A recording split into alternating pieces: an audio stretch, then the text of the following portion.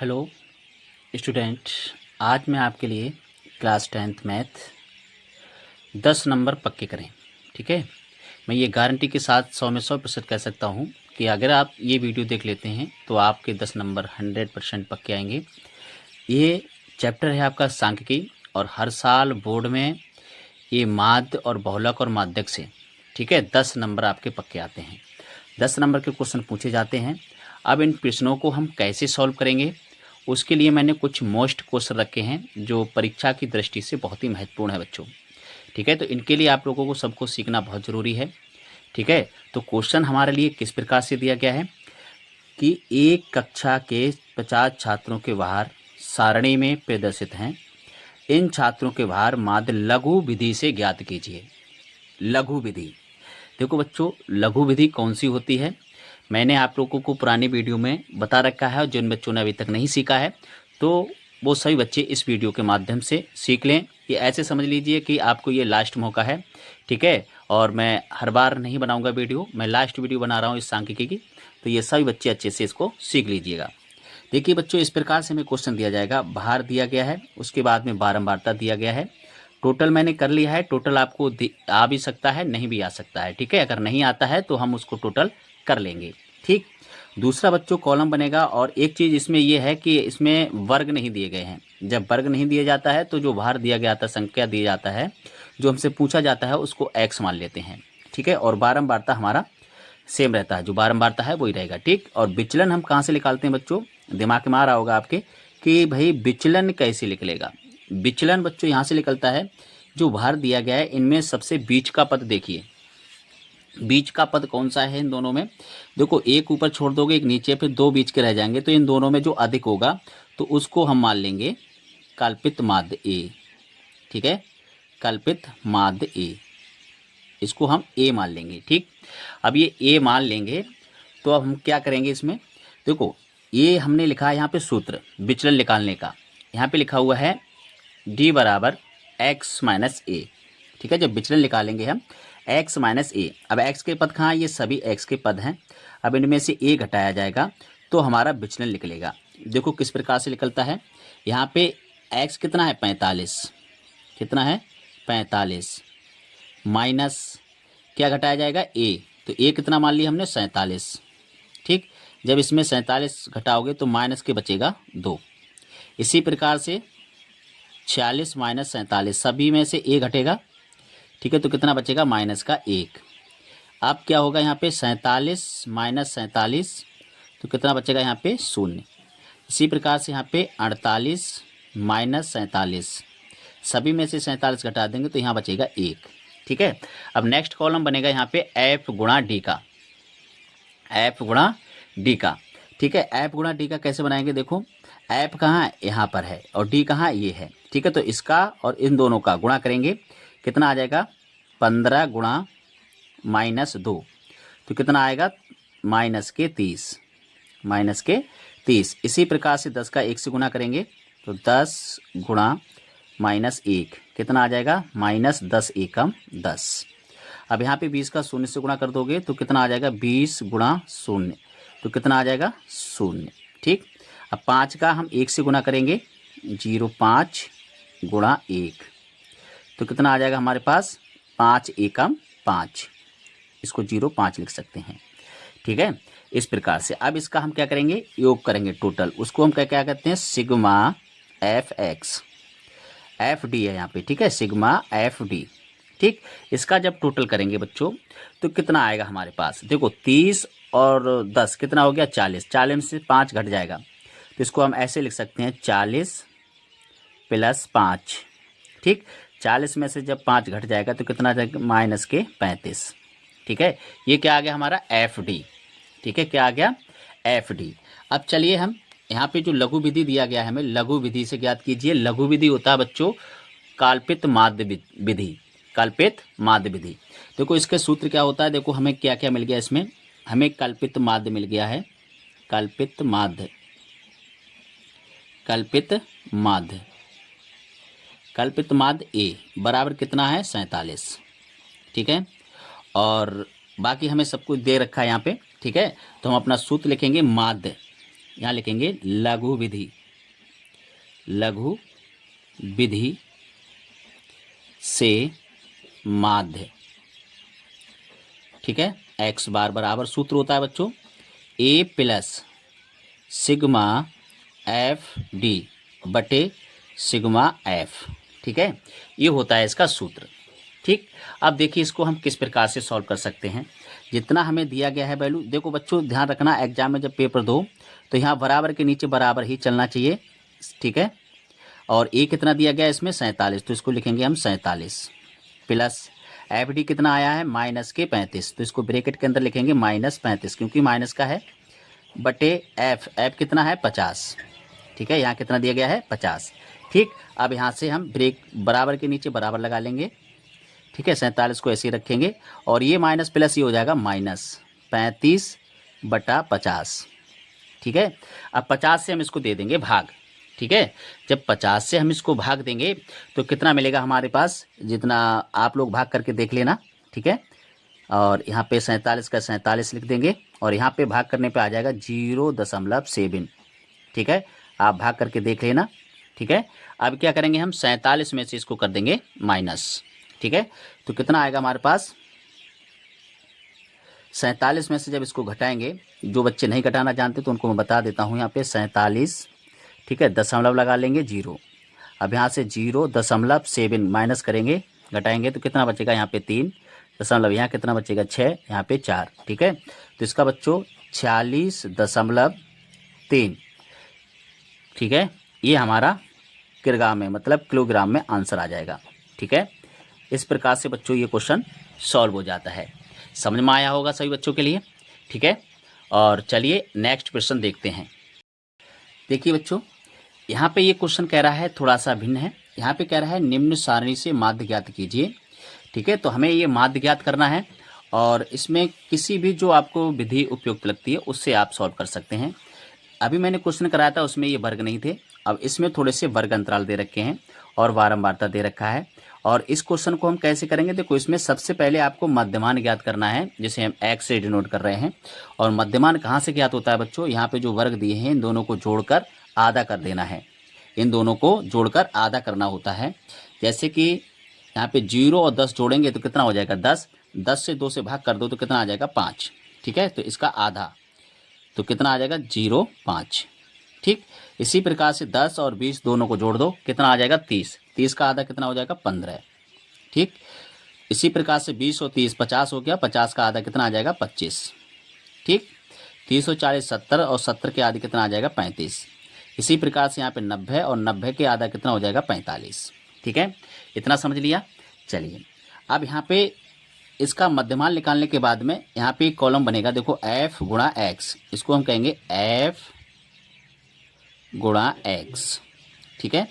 इसको मैं प्रत्यक्ष विधि से ज्ञात कर रहा हूँ, ठीक है।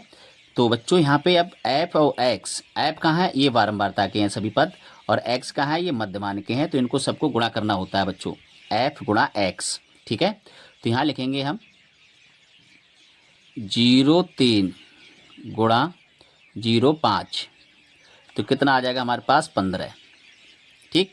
इसी प्रकार से 10 गुणा 15, 10 गुणा 15, तो कितना आ जाएगा हमारे पास 150, ठीक है। इसी प्रकार से 11 गुणा 25, 11 गुणा 25 कितना आ जाएगा, इसका गुणा करेंगे हम तो ये आ जाएगा हमारे पास 275, ठीक है। इसी प्रकार से हम 0.9 और गुणा करेंगे 35 का, ठीक है। जब इसका गुणा करेंगे तो आएगा हमारे पास 315, ठीक। अब गुणा करना है हमें 0.7 गुणा 45, ठीक है। इनका जब गुणा करेंगे तो कितना आएगा हमारे पास, इनका गुणा करेंगे 7 पंजे 35, तो इसका भी कितना आएगा 315, ठीक है। अब इन सब का हमें टोटल करना है। टोटल के लिए हम क्या कहते हैं, सिग्मा का उपयोग करते हैं एक चिन्ह का। सिग्मा का मतलब होता है जितने भी सिग्मा में जो पद हैं उन सभी का योग, ठीक है। तो इन सभी का जो योग आएगा बच्चों वो आ जाएगा 1070, 1070, ठीक है, 1070। और हमें इसका भी योग करना है, यहाँ पे इसको हम कहेंगे सिग्मा एफ, केवल सिग्मा एफ, ठीक है। इसका टोटल करेंगे बच्चों तो आएगा 40, ठीक। अब हम यहाँ पे सूत्र लिखते हैं माध्य का, माध्य, ठीक है, माध्य एक्स बार, इसको मैं बता दूं ये प्रत्यक्ष विधि से मैं माध्य ज्ञात कर रहा हूं। ठीक है, इसका सूत्र होता है सिग्मा एफ एक्स बटे सिग्मा एफ। ठीक, बराबर के नीचे बराबर लगाना बच्चों, ये गलती नहीं करनी है। अब कितना दिया गया, सिग्मा एफ एक्स 1070 बटा कितना 40। ठीक है, जीरो से जीरो हम कट कर देंगे और बराबर के नीचे बराबर लगा देंगे। ठीक है, तो कितना बचा हमारे पास 107 बटा 4। ठीक है, 4 से हम इसको भाग देंगे बच्चों। ठीक है, तो भाग देने पे हम कितना प्राप्त करेंगे, और भाग जिन बच्चों को नहीं आता है, चलिए मैं भाग बता देता हूँ आपके लिए। ठीक है, देखिए 4 दूनी 8, 4 दूनी 8, कितना बचा यहाँ पे 2, और कितना उतारेंगे हम 27। ठीक, 4 पंजे 20, 4 छंग 24, 4 सत्ते 28 हो जाएगा, तो 4 छंग 24। ठीक है, कितना बचा यहाँ पे 3, दशमलव लगाएंगे, जीरो बढ़ाएंगे, 4 सत्ते 28। ठीक है, कितना बचा 2, फिर जीरो लगा देंगे, तो 4 पंजे 20। ठीक है, तो इस प्रकार से बच्चों 26.75। ठीक है, इस क्वेश्चन का ये आंसर हो जाएगा। ठीक है, इसी प्रकार से बच्चों मैंने ये प्रत्यक्ष विधि से, ये कौन सी विधि थी, किस विधि से मैंने करा था, ये प्रत्यक्ष विधि से माध्य था, प्रत्यक्ष विधि। ठीक है, ये प्रत्यक्ष विधि से माध्य ज्ञात करना सिखाया था बच्चों मैंने। ठीक है, और चलिए एक प्रश्न और देख लेते हैं। ये क्वेश्चन बारंबारता के मतलब बहुलक ज्ञात करने के लिए है। ठीक है, और ये बहुलक माध्य के बाद आता है। ठीक है, उसके बाद में हम माध्यक भी पढ़ेंगे। इस क्वेश्चन को पहले समझ लेते हैं कि बहुलक कैसे ज्ञात करा जाता है बच्चों। देखो, बहुलक समझने के लिए सबसे पहले जरूरी है जो बारंबारता दिया जाता है, इसमें कोई संचयी बारंबारता या फिर मध्यमान वगैरह नहीं निकलता है। ठीक है, ये ध्यान रखना है हमें। सबसे पहले इस बारंबारता पे ध्यान देना है। इसमें ये देखना है बच्चों सबसे बड़ा कौन है, सबसे बड़ा कौन है, और आपको पता चल जाएगा यहाँ पे क्या है, सबसे बड़ा 10 है। ठीक, तो इसी को हम नाम दे देंगे F1। ठीक है, F1। ठीक, उसके बाद ऊपर वाले को दे देंगे F0, और F1 के बाद में दे देंगे इसको F2। ठीक है, अब जो F1 हमने लिया है उसके सामने ठीक चले जाओ इधर, तो ये जो पहला निम्न सीमा मतलब छोटा वर्ग में, उसको हम कहेंगे L। ठीक है, और इनका जो अंतर है, कितना अंतर है, 20 में से 15 घटाएंगे तो 5, उसको हम कहेंगे वर्ग अंतर। क्या कहेंगे, वर्ग अंतर। वर्ग अंतर H बराबर कितना दिया गया है 5। ठीक है, और L बराबर कितना है 30। ठीक, और F0 कितना दिया गया है 9, और F1 कितना दिया गया है 10, और F2 कितना दिया गया है 3। ठीक, अब चलिए सूत्र को जान लेते हैं कि इसका सूत्र क्या होता है। बहुलक ज्ञात करने के लिए जो सूत्र होता है बच्चों, देखो सूत्र बहुत ज़रूरी है। अगर हम सूत्र भूल गए तो हम सवाल नहीं कर पाएंगे। L प्लस F1 F0, ठीक है, बटा 2F1 F0 F2। ठीक है, और यहाँ पे ब्रैकेट होता है, इस प्रकार से यहाँ पे H, ये होता है बच्चों इसका सूत्र। चलिए इन सभी वैल्यू को हम लगा देते हैं इस क्वेश्चन में। ठीक है, बराबर के नीचे बराबर, L कितना दिया गया है 30, तो इसको लगाएंगे हम 30। ठीक है, यहाँ पे देखिए L 30 दिया गया है, और F1 कितना है, F1 है हमारे पास 10, तो इसको लिखेंगे 10, और F0 कितना है 9। ठीक है, बटे 2 गुणा F1 कितना है 10, तो इसको लिखेंगे 2 गुणा 10 माइनस 9, और F2 कितना दिया गया है 3। ठीक है, इस प्रकार से, और H कितना है यहाँ पे 5, तो इसको लिखेंगे हम 5। ठीक है, अब क्या करेंगे, बराबर के नीचे बराबर लगाएंगे, 30 को ऐसे रखेंगे और 10 में से 9 घटा देंगे तो कितना बचेगा 1, और इस 5 का ऐसे में गुणा कर देंगे तो 5 गुणा 1, और यहाँ पे गुणा करेंगे इसकी 2 ढाई 20, या फिर 10 दूनी 20, और 9 और 3 जोड़ देंगे तो कितना हो जाएगा 12। ठीक है, अब आगे बढ़ेंगे, बराबर के नीचे बराबर लगाएंगे, 30 प्लस, अब यहाँ पे कितना हो जाएगा 5 एकम 5, और 20 में से 12 जाएगा तो कितना बचेगा 8। ठीक है, 8 से हम इसको दे देंगे भाग, तो कितना रहेगा 30 प्लस, इसका आंसर आ जाए 0.625। इसको आप भाग करके देख लें स्वयं। ठीक है, तो और जिन बच्चों को नहीं आता तो मुझे कमेंट कर दो, भाग करके बता दूंगा आपके लिए। ठीक है, तो यहाँ पे क्या करेंगे, हम 30 में ये जोड़ देंगे तो कितना आ जाएगा हमारे पास 30.625। ठीक है, इस प्रकार से ये बहुलक का आंसर हो गया बच्चों। ठीक है, आशा करता हूँ सभी बच्चों को अच्छे से समझ में आया होगा ये क्वेश्चन। ठीक है, तो अगर क्वेश्चन अच्छा लगा है, आपको समझ में आ रहा है, तो वीडियो को लाइक कर दो और ज़्यादा से ज़्यादा अपने यार दोस्तों को शेयर कर दो, जिससे और भी बच्चे सीख पाएँ। ठीक है, और चलिए एक क्वेश्चन मैं और कराऊंगा आपको माध्यक का, ठीक है। चलिए उस क्वेश्चन को भी समझ लेते हैं। देखिए ये प्रश्न माध्यक, ठीक है, माध्यक या फिर मध्यका एक ही होता है बच्चों, ध्यान रखना, हमें कन्फ्यूजन नहीं होना है। मध्यका और माध्यक एक ही होता है, ठीक है, इसलिए यहाँ पे क्वेश्चन मैंने मध्यका लिख रखा है और यहाँ पे माध्यक, ठीक। ये आपका 2023 और 24 में आया हुआ क्वेश्चन है, आप लोग खुद इसको चेक कर सकते हो, ठीक है। अब हमसे क्वेश्चन इस प्रकार से दिया जा रहा है, इसकी बारंबारता भी है, ठीक है। इसको मैं अभी बारंबारता को लिख देता हूँ, ठीक है, थोड़ा सा मैं बारंबारता लिख देता हूँ। इसकी बारंबारता है इसकी 2, 8, 30, 15, 5, ठीक है। ये रही बच्चों इसकी बारंबारता, ठीक है। अब बारंबारता है, अब हमें सबसे पहले बारंबारता का योग करना होता है बच्चों। इसको बारंबारता का योग क्या करते हैं हम, योग n बराबर, इसको जब टोटल करेंगे तो आएगा हमारा 60, ठीक है। अब हम संचयी बारंबारता बनाते हैं। संचयी बारंबारता बच्चों कैसे बनती है, देखो संचयी बारंबारता बनाने के लिए हमें से जो 2 दिया है ऊपर वाला पद, उसको ऐसे ही लिखेंगे जो कहते हो, अगला पद जोड़ेंगे तो 8 और 2 कितना हो गया 10, ठीक है। 10 में 30 जोड़ देंगे तो कितना हो जाएगा 40, 40 में 15 जोड़ देंगे तो कितना हो जाएगा 55, ठीक है। और 55 में 5 जोड़ देंगे तो कितना हो जाएगा 60, ठीक है।